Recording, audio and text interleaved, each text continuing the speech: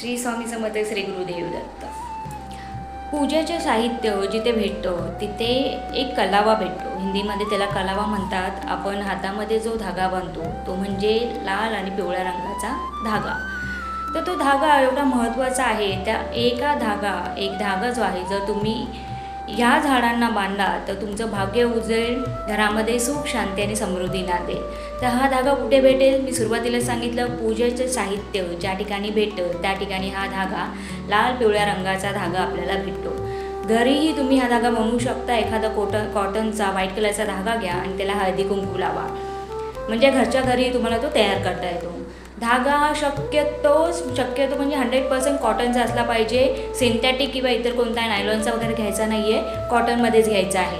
हा धागा जर तुम्ही तुळशीला कोणत्याही शुभ दिनी, कोणताही शुभ दिवस जो असतो त्या दिवशी जर तुळशीला बांधला तर आपल्या घरामध्ये सुख शांती आणि समृद्धी नांदते।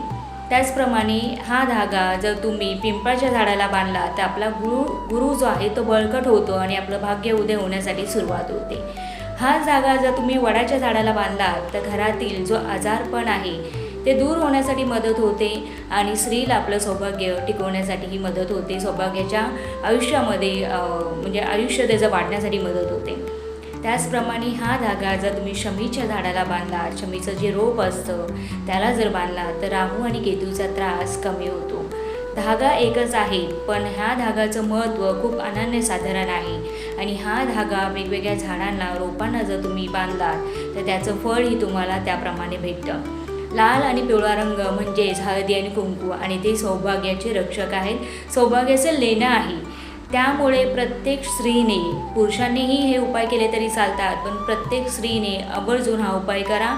घरच्या घरी धागा तुम्ही बनवू शकता किंवा 10 ते 5 रुपयाला, 15 रुपये, 20 रुपये जे काय असतील पूजेचे साहित्य भेटतं तिथे तो धागा तुम्हाला भेटेल। करून बघा, 100% बेनिफिट देणारे उपाय आहेत आणि असेच नवीन नवीन व्हिडिओ किंवा माझ्या अगोदरचे व्हिडिओ तुम्ही रेफरन्ससाठी बघू शकता।